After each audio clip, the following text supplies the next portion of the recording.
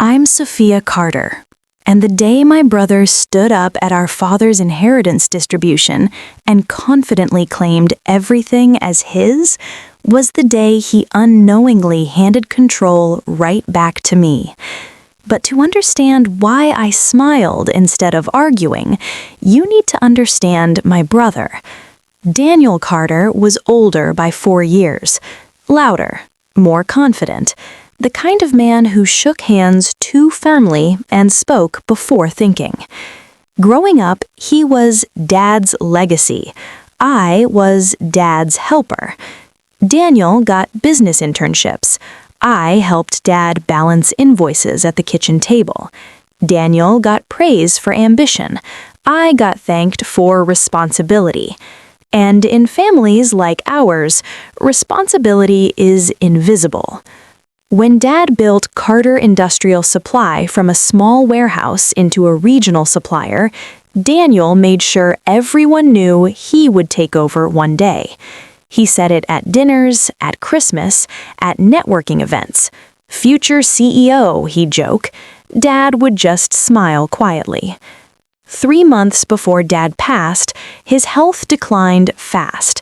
Hospital visits, private meetings, lawyer consultations. Daniel visited twice. I visited daily. One night, while machines hummed softly in the hospital room, Dad looked at me and said something strange. "Sophia, ownership and control are not the same thing." I frowned. "What do you mean?" "You'll see." He squeezed my hand and changed the subject. I didn't push. Dad never spoke randomly. The distribution day.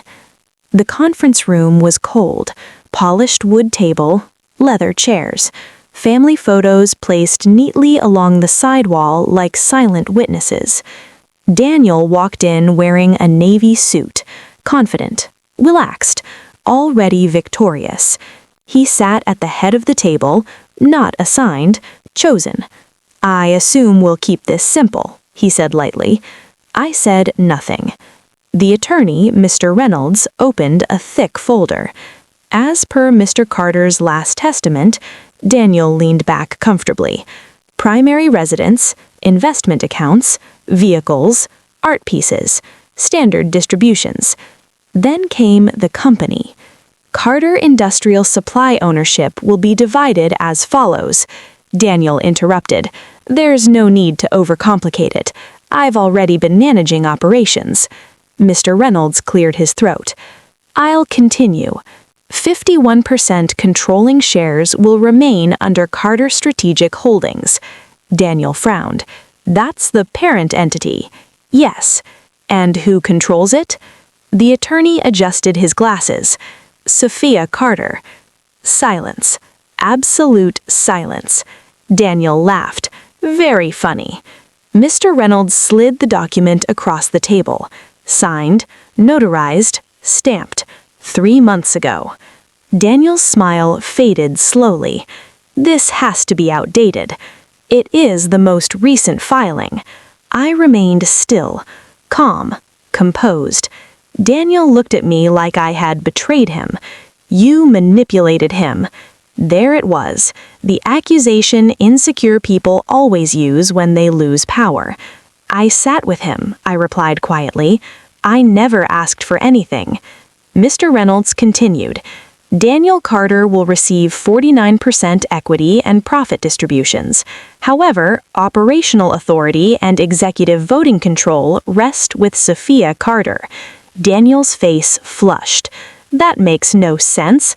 I've been running operations." "Operations," I said softly, "are not ownership." He stood abruptly. "This is ridiculous." But anger doesn't change paperwork. What he didn't know. 6 months earlier, Dad had discovered something. Debt. Hidden. Daniel had leveraged company credit lines to fund a risky expansion project without board approval. It hadn't collapsed yet, but it was unstable. Dad saw the risk, and he adjusted accordingly. Control wasn't about favoritism, it was about protection. Daniel paced the room. "You're not qualified." I looked at him evenly. I have a master's in finance. I've been reviewing quarterly reports for 2 years. His expression shifted. You've been spying on me? No, I've been protecting Dad. That hurt him, because deep down, he knew he hadn't been present. The final clause. Mr. Reynolds spoke again. There is one additional condition. Daniel exhaled sharply. What now?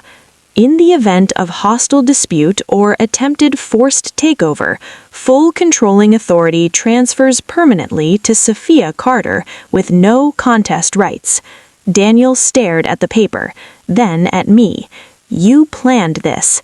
No, I said calmly. Dad did. Silence filled the room. Heavy. I didn't smile cruelly. I didn't celebrate. I just sat there. Because victory built on structure doesn't require theatrics. Finally, Daniel spoke quietly. So, what happens now? I folded my hands. Now we run the company properly. And if I refuse, you can keep your 49%, but you don't get to control something you didn't protect. For the first time in our lives, Daniel had no argument. Because control isn't about volume, it's about preparation. Aftermath. The first board meeting under my authority was tense. Employees were unsure. Rumors spread. But numbers don't lie. Within months, risk exposure was reduced, debt restructured, margins stabilized. Daniel stayed. At first, reluctantly, then professionally. Because even he couldn't deny results. One evening, months later, he approached my office door, knocked lightly. You knew. Knew what? That Dad trusted you more. I shook my head. He trusted structure more. He hesitated. I thought being loud meant being ready. I looked at him. Being ready means being steady. He didn't argue, because finally he understood. I'm Sophia Carter, and at the inheritance distribution, my brother claimed it all confidently. But while he spoke loudly about legacy, I smiled quietly, because Dad didn't leave me applause, he left me control. And in the end, control is everything.